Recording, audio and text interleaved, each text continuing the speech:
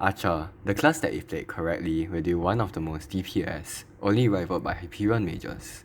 This video is an in-depth guide on how to play Archer and what to use, from when you start off dungeons, all the way to the high endgame level catacombs.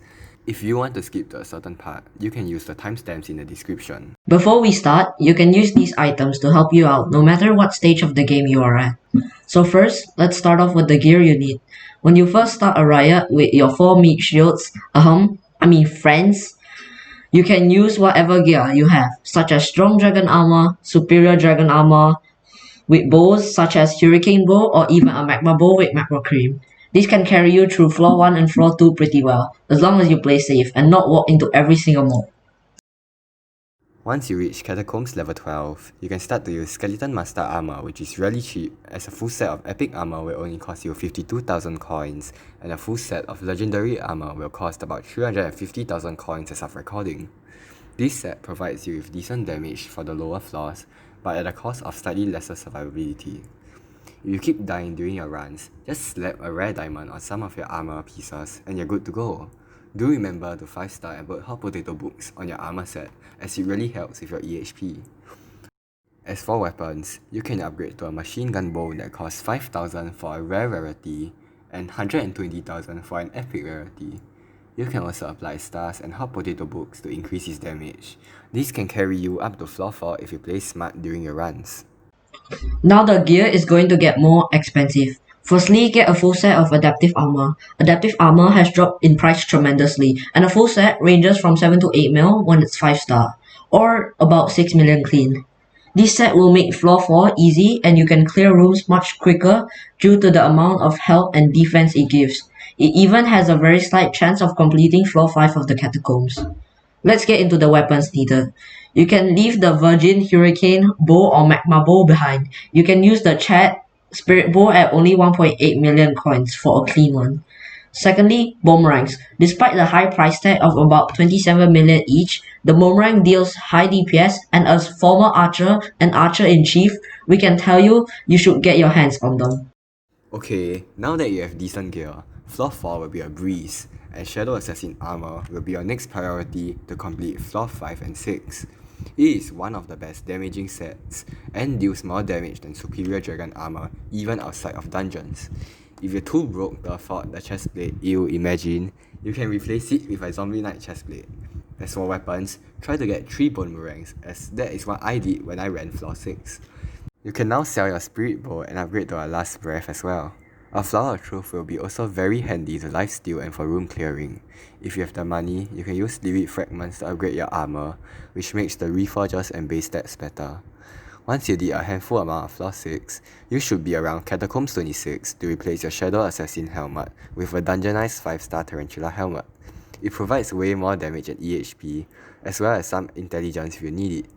You can also upgrade your Ornate Zombie Sword, the Florid Zombie Sword with healing tissues dropped from healthy mobs in the Blood Room. Now the only floor left to start a riot against is floor 7. And to do exactly just that, you need to be one of the big boys. I recommend you starting floor 7 when you Catacombs 37 to 38. As long as you have a Flower of Truth and a Baby Yeti pet, you can complete floor 7 if you play safe. Now that you have completed floor 7, getting 4 boomerangs and Necron armor is your top priority to continuously grind floor 7. I recommend 3/4 Necron with a golden unicorn head.